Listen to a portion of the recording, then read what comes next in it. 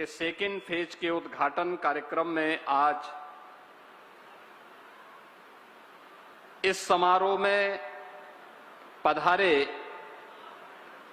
लखनऊ के लोकप्रिय सांसद और देश के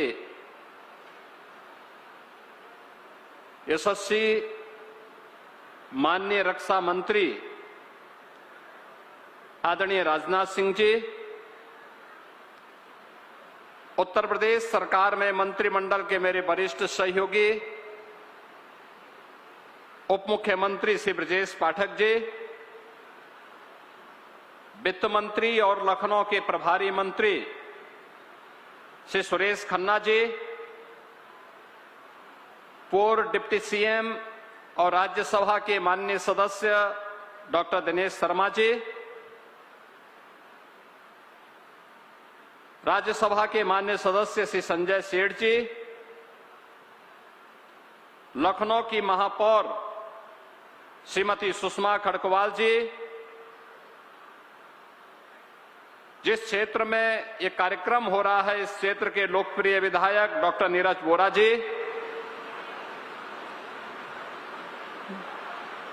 माननीय विधायकगण श्री ओपी श्रीवास्तव जी, योगेश शुक्ला जी, श्रीमती जय देवी जी, अमरीश कुमार जी, पूर्व मंत्री और विधान परिषद के सदस्य डॉक्टर महेंद्र सिंह जी, विधान परिषद सदस्य श्री मुकेश शर्मा जी, डॉक्टर लालजी प्रसाद निर्मल जी, इंजीनियर अवनीश कुमार सिंह जी, महानगर अध्यक्ष आनंद द्विवेदी जी, आज के इस कार्यक्रम में उपस्थित लखनऊ के मेरे सभी उपस्थित बहनों और भाइयों, मैं सबसे पहले ग्रीन कॉरिडोर के इस उद्घाटन कार्यक्रम में और लखनऊ की ढेर सारी परियोजनाओं के इस लोकार्पण कार्यक्रम में अपने व्यस्त कार्यक्रमों में से समय निकाल करके माननीय रक्षा मंत्री जी ने आज समय दिया है। मैं इसके लिए उत्तर प्रदेश सरकार और आप सभी उपस्थित बहनों और भाइयों की ओर से आदरणीय राजनाथ सिंह जी का इस कार्यक्रम में हृदय से स्वागत करता हूं, अभिनंदन करता हूं। आप सभी को मैं इस कॉरिडोर के लोकार्पण के अवसर पर हृदय से बधाई भी देता हूं। बहनों और भाइयों, श्रद्धेय अटल जी की विजन को जमीनी धरातल पर उतारने का कार्य माननीय रक्षा मंत्री जी के मार्गदर्शन में और आदरणीय प्रधानमंत्री जी के मार्गदर्शन में आज हम सब प्रदेश भर में प्रभावी ढंग से लागू कर रहे हैं। प्रदेश की राजधानी का स्वरूप कैसे होना चाहिए, लोगों का जीवन सुगम कैसे बने, सरलता पूर्वक उन्हें अपने गंतव्य तक पहुंचने में कैसे मदद मिलेगी, ये सभी कार्यक्रम आज प्रभावी ढंग से लागू करने में मदद मिल रही है। और इसीलिए जब लखनऊ के अंदर इस कनेक्टिविटी को प्रभावी बनाना है, जब माननीय रक्षा मंत्री जी ने इसके बारे में अपना विजन हम लोगों को प्रस्तुत किया, हम लोगों ने उस विजन को लखनऊ विकास प्राधिकरण को सौंपा।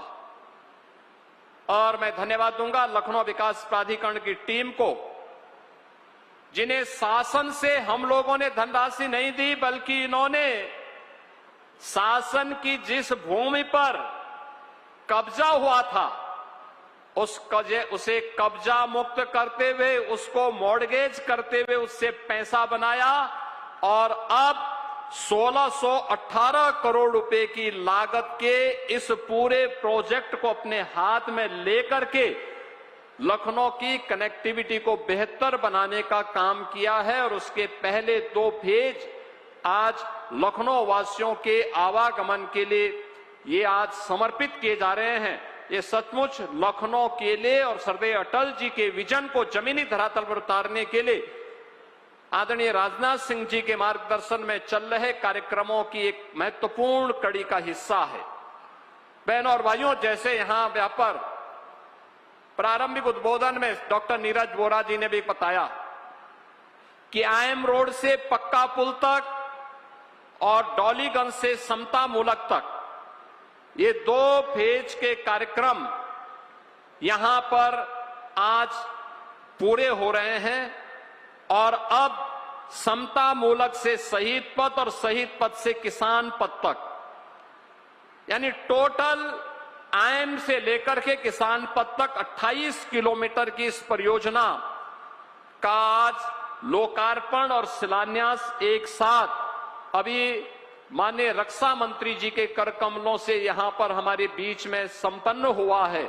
मैं इस अवसर पर आप सबको बधाई देता हूं और इस बेहतरीन कनेक्टिविटी के लिए आप सभी को, लखनऊ वासियों को और प्रदेश भर से आने वाले उन सभी नागरिकों को जो लोग लखनऊ में आसानी से अपने गंतव्य तक पहुंचना चाहते हैं, उनके लिए अत्याधुनिक इंफ्रास्ट्रक्चर कनेक्टिविटी का एक माध्यम मिला है। यह एक बेहतरीन अवसर मिला है। यह आज की आवश्यकता है, उसी आवश्यकता को ध्यान में रख करके कार्यक्रम यहां पर आयोजित हो रहा है। बहनों और भाइयों, राज्य की राजधानी कैसे होनी चाहिए, आज हमारा लखनऊ उसका एक बेहतरीन उदाहरण बना है। आज कोई भी आता है लखनऊ में तो तमाम देश और दुनिया के अतिथि आते हैं। वे बोलते हैं कि लखनऊ अच्छा शहर है। वे आप कहते हैं कि लखनऊ में साफ सफाई है, लखनऊ में कुछ नया करके दिखाया है। और लखनऊ वास्तव में अब मुस्कुराए कि आप लखनऊ में हैं, इसका एक प्रतीक बन चुका है। माननीय रक्षा मंत्री जी के नेतृत्व में लखनऊ ने विकास की जिस यात्रा को प्रारंभ किया, आज वह एक नए भारत के, नए उत्तर प्रदेश की राजधानी के रूप में अपनी इस पहचान को प्रभावी ढंग से आगे बढ़ाया है।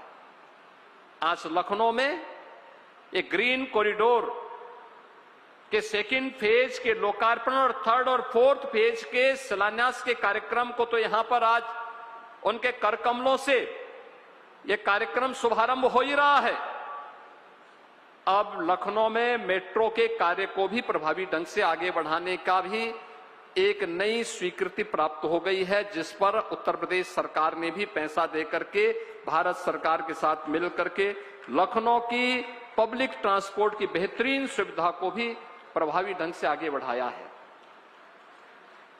लखनऊ EI सिटी के रूप में विकसित होगा, इसके लिए भी धन की व्यवस्था हम लोगों ने कर ली है। अगर इमर्जिंग टेक्नोलॉजी के क्षेत्र में लखनऊ आगे है, अत्याधुनिक इंफ्रास्ट्रक्चर, जब देश के सरफेस ट्रांसपोर्ट मंत्री के रूप में आदरणीय राजनाथ सिंह जी ने देश के अंदर सदैव अटल जी की सरकार में अपना दायित्व प्रारंभ किया था, उस समय उन्होंने लखनऊ की लाइफलाइन के रूप में शहीद पथ दिया था लखनऊ वासियों को। उन्होंने आदरणीय प्रधानमंत्री मोदी जी के नेतृत्व में गडकरी जी को बुला करके, भारत सरकार के सड़क राजमार्ग मंत्री गडकरी जी को बुला करके लखनऊ के बाहरी कॉरिडोर के रूप में किसान पथ दिया। लखनऊ के चारों ओर आप देखते होंगे एक लंबा कॉरिडोर आपको दिखाई देता होगा सड़कों का। ये लखनऊ के भविष्य के विस्तार के साथ साथ विकास का भी एक प्रतीक बन रहा है। जो हमने उत्तर प्रदेश को 2029-30 में $1 ट्रिलियन की इकोनॉमी बनाने का लक्ष्य रखा है, उस लक्ष्य को प्राप्त करने में जो महत्वपूर्ण मानक होते हैं उनमें अर्बनाइजेशन एक महत्वपूर्ण घटक है और वह लखनऊ उस दिशा में आगे काम कर रहा है। और उसी कार्यक्रम को आगे बढ़ाते हुए अब आप देख रहे होंगे हम लोगों ने स्टेट कैपिटल रीजन के रूप में इसके विकास को और तेज गति के साथ आगे बढ़ाना प्रारंभ किया है। यहां पर आवासीय सुविधा कैसे होनी चाहिए। याद रखना, लखनऊ विकास प्राधिकरण को हमने बजट से पैसा नहीं दिया। ये पैसा उन्होंने यहीं की जो जमीन कब्जा हुई थी उसे कब्जा मुक्त करते हुए मलसे मऊ में यहां पर 40 एकड़ भूमि में लगभग 1000 करोड़ रुपए को उन्होंने मॉर्गेज करते हुए वहां पर इसे विस्तार देने का कार्य प्रारंभ किया है। ऐसे गौ घाट पर 11 एकड़ भूमि में जिसकी लागत है 70 करोड़ रुपया, उसको भी वहां विकसित करने का काम किया है। और ये ग्रीन कॉरिडोर लखनऊ के अंदर अब जिस दूरी को तय करने में आपको पहले पौन घंटे से 1 घंटे का समय लगता था, मात्र 10 से 15 मिनट में उस दूरी को तय या ग्रीन कॉरिडोर आपको कराएगा। ग्रीन कॉरिडोर का मतलब बिना किसी डिस्टरबेंस के इसको आपको आसानी के साथ ये आगे बढ़ाने का काम करेगा। और याद करिए, रक्षा मंत्री जी लखनऊ के सांसद हैं, तो उन्होंने दुश्मन को ठिकाना लगाने के लिए ब्रह्मोस मिसाइल भी इसी लखनऊ से बनाना प्रारंभ कर दिया। ब्रह्मोस मिसाइल में जो नौजवान इंजीनियर काम कर रहे हैं उनका सिलेक्शन भी इसी लखनऊ के AKTU में ही उनका सिलेक्शन हुआ है। और ज्यादातर इंजीनियर AKTU से, यहां के पॉलिटेक्निक से, इंजीनियरिंग कॉलेज से, ITI से उन्होंने अपनी सर्टिफिकेट, अपना डिप्लोमा डिग्री लिया है। और अब देश की रक्षा आवश्यकताओं की पूर्ति करने के साथ साथ रक्षा सेवाओं में भारत को आत्मनिर्भर कैसे बनाना है, इस दिशा में भी अपना योगदान दे रहे हैं और अपने ही घर में नौकरी भी प्राप्त करके गौरव के साथ आज यहां पर उस क्षेत्र में अपना योगदान दे रहे हैं। बहनों और भाइयों, अब तो लखनऊ अत्याधुनिक इंफ्रास्ट्रक्चर के साथ साथ इमर्जिंग टेक्नोलॉजी के एक हब के रूप में विकसित होते हुए और देश की रक्षा आवश्यकताओं का भी नया केंद्र के रूप में विकसित हुआ है। याद करना, आत्मनिर्भरता इसकी महत्वपूर्ण एक कड़ी है। आप देख रहे होंगे, गल्फ में वार छिड़ा है, दुनिया में एक आर्थिक अराजकता की स्थिति है। उन स्थितियों में हमारा देश मजबूती के साथ अपनी विकास की यात्रा को आगे बढ़ा रहा है। और विकास की यात्रा इसलिए क्योंकि देश के पास सक्षम और योग्य नेतृत्व है। उस योग्य नेतृत्व में भारत की हर एक सेक्टर की आवश्यकताओं की पूर्ति करते हुए आज भारत तेजी के साथ आगे बढ़ रहा है। और भारत आगे बढ़ रहा है, उत्तर प्रदेश पीछे नहीं रहेगा। उत्तर प्रदेश भी अपनी भूमिका का निर्वहन करेगा और उत्तर प्रदेश भारत के ग्रोथ इंजन के रूप में अपनी भूमिका का निर्वहन करते हुए आगे बढ़ रहा है। मैंने अभी यहां पर बताया, यहां पे जहां हम कार्यक्रम कर रहे हैं ये झूलेलाल वाटिका है। अभी 19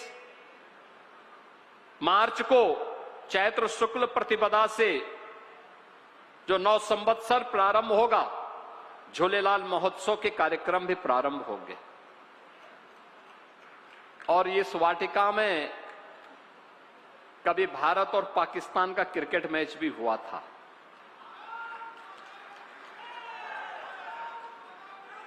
इस वाटिका में कब्जा हो गया था